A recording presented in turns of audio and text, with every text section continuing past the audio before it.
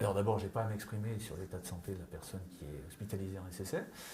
Après, suivant les pathologies de certaines personnes, elles peuvent rester effectivement plusieurs années en soins de suite et de rééducation. C'est le cas pour d'autres patients Oui, dans cet établissement? tout à fait. Suivant les pathologies des patients, ils peuvent rester plusieurs années en soins de suite. Donc certains autres patients, ils sont aussi depuis 5, 10, 15 ans? Il peut y avoir des patients qui relèvent effectivement de cette prise en charge. Il y en a eu dans le passé, il peut y en avoir maintenant ou à l'avenir. C'est le cas actuellement ou est-ce que ce cas-là est une exception? Alors, on n'en a pas de patients pour le moment dans ce cas de figure, mais nous avons eu des patients dans ce cas de figure, effectivement. Qui sont restés Plusieurs années, tout à fait. Quel est le point de départ de cette décision? Qu'est-ce qui fait qu'on ne les transfère pas vers une unité de soins à longue durée? C'est parce que leur pathologie permet de les garder en soins de suite et de réadaptation. Et en unité de soins de longue durée, ce sont d'autres pathologies et d'autres types de prise en charge. C'est pas la suite logique des SSR d'aller en USLD? Non, pas forcément.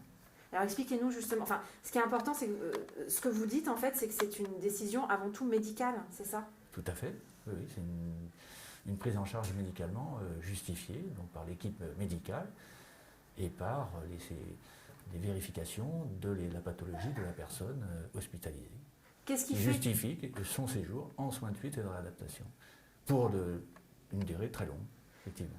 Qu'est-ce qui fait qu'on peut ou qu'on doit rester en SSR et qu'on ne peut pas aller en unité de soins à longue durée, médicalement? Alors, les critères ne sont pas les mêmes de prise en charge et l'équipe qui prend en charge la personne n'est pas constituée de la même manière. Voilà. Est-ce que vous pouvez nous en dire plus? Là, ce que vous êtes en train de nous dire, c'est que parfois, quand la pathologie est trop lourde, on doit rester en SSR et ne pas aller en USLD?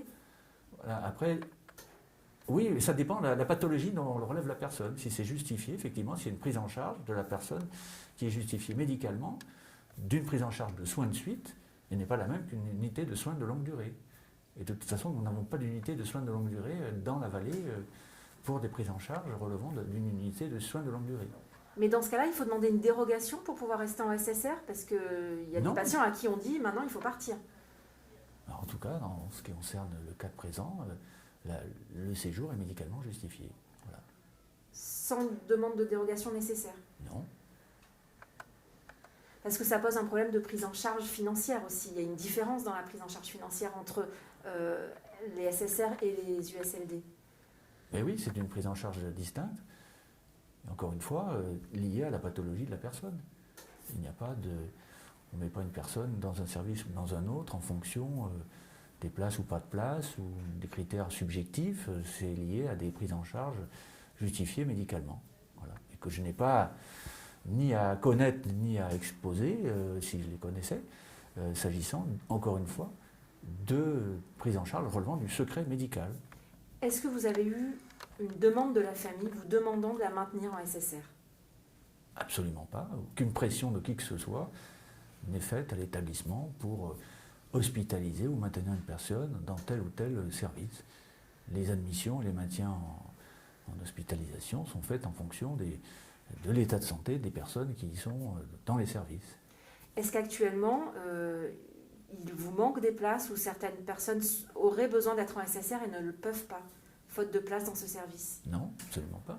Vous avez des lits disponibles pour quiconque aurait besoin d'être admis en SSR aujourd'hui? Oui, on peut avoir des places disponibles. Après, tout dépend des capacités que l'on a. On a 19 lits de soins de suite. Donc des fois, ils peuvent être pleins. Des fois, il y a des places qui sont libres, des lits vides, et on peut hospitaliser les personnes. Et actuellement? Actuellement, alors on doit avoir peut-être 2-3 lits qui sont disponibles. Mais ça varie journalièrement, toutes les semaines, en fonction des personnes qui sont admises en soins de suite. Je vous pose la question parce qu'évidemment, certains s'interrogent sur le fait de savoir si cette personne a pris la place de nombreux autres patients pendant 18 ans. Enfin non, absolument pas. De toute façon, personne ne prend la place de personne. Si le séjour est justifié et que la personne doit être maintenue plusieurs années dans ce service, elle prend la place de personne. Et il pourrait y avoir d'autres personnes aussi dans cette situation qui seraient restées plusieurs années. Et il faudra avoir à ce moment-là le même raisonnement en disant ces personnes restent trop longtemps, elles n'ont rien à faire ici. Mais non, là, encore une fois, ces types de séjours, cette pathologie permet de garder plusieurs années ces personnes. Et je dirais que c'est tant mieux, puisqu'il y a une prise en charge qui est faite en continu avec des soins appropriés auprès de cette personne, qui ne seraient pas dans d'autres services, que ce soit en USLD, voire en EHPAD, qui n'offrent pas les mêmes conditions de prise en charge. Dans l'article de Mediapart, l'époux de cette dame dit qu'on lui a déjà proposé en fait de le transférer. L'équipe médicale a déjà tenté un transfert vers une unité long séjour à Nice et qu'il a refusé. Ça, je ne sais pas. Je n'ai rien à dire là-dessus, je ne sais pas. Compte tenu de la différence de coût pour la collectivité, le SSR coûte plus cher à la collectivité, entre guillemets, que, en tout cas, il y a une participation moindre de la famille. Est-ce que la CPAM met son nez dedans? Est-ce que vous avez à vous justifier auprès de la CPAM des frais que ça engendre? En tout cas, les séjours sont connus à la fois des autorités et de la sécurité sociale. Les conditions des séjours des patients sont connues. Donc, tout le monde, en ce qui concerne les prises en charge, l'ensemble des services, et notamment les sécurités sociales, sont au courant des modalités de prise en charge des patients qui sont hospitalisés. Vous n'avez jamais eu à vous justifier de ça? On ne vous a jamais demandé? Il n'y a pas de système de contrôle, en tout cas, sur... En tout cas, s'il y en a eu, je n'en ai pas connaissance. Et en tout cas, s'il y en avait eu avec des problématiques,